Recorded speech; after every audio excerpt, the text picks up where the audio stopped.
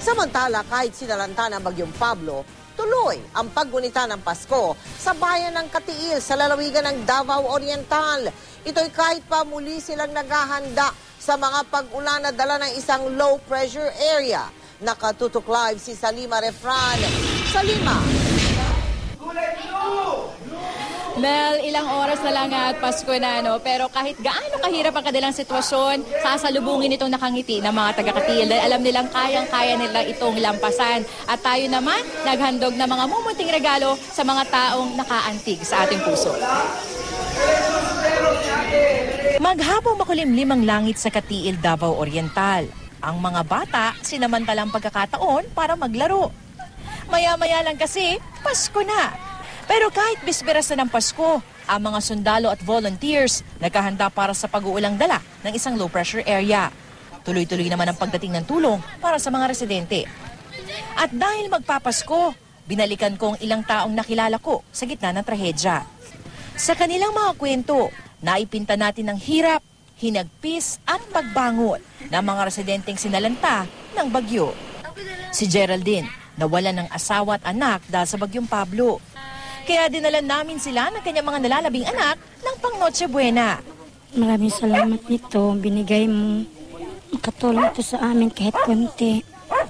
Ang special child na si Alice, tuwang-tuwa na makita kami. Lalo niyang hindi na itagong saya nang iabot ko na ang handog naming manika. Masaya siya. Masaya siya. Oo. Gusto ba niya yan? Ano ba? Gusto niya. Kahit papano, may naibigay na regalo po sa kanya.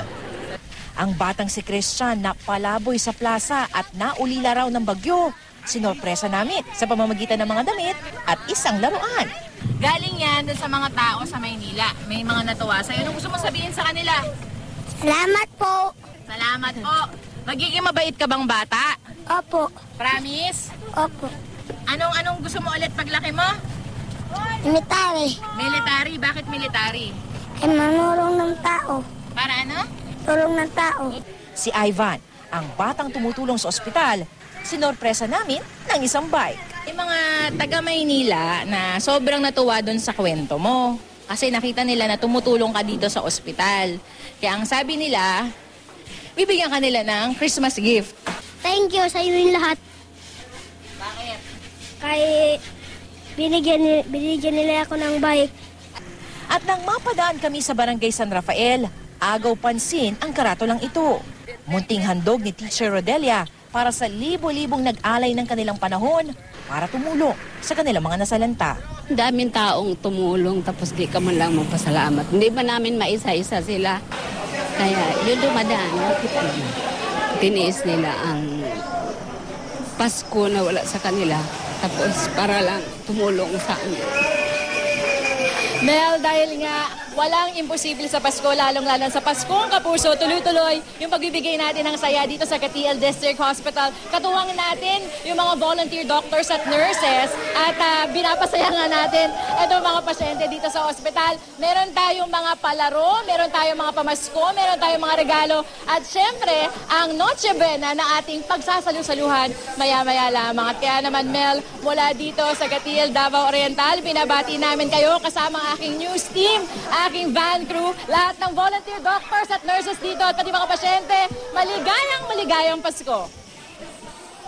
At Salima, alam ko na marami ang mga nanonood ngayon sa'yo na nais din bumati sa'yo na hindi lamang ng Merry Christmas, kung hindi talagang saludo sa ginagawa mo dyan sa Katiil, Salima, at malaman ko man lamang walang galang na sa'yo. Pagkatapos ng Noche Buena, ano nang gagawin mo dyan? Paano mo idadaos ang Pasko? Yung Noche Buena, magsisimbang gabi ka ba dyan? Salima, anong gagawin ninyo mamaya? Salima? Alam mo Mel, no, kasama ko ngayon lahat, yung buong team natin, nandito tayo sa ospital. So makikisa tayo dito sa mga pasyente dito, kasama yung mga volunteer doctors. Kasi alam natin lahat na talagang tiniis ng mga volunteers dito. Katulad din namin, yung mahiwalay sa ating mga pamilya ngayong Pasko para makatulong at magbigay saya sa ating mga kababayan na talagang nasalanta ng bagyo. Mel? At dahil dyan, tiyak kong pagpapalain kayo ng ating Panginoon. Maraming salamat sa iyo, Salima Refran.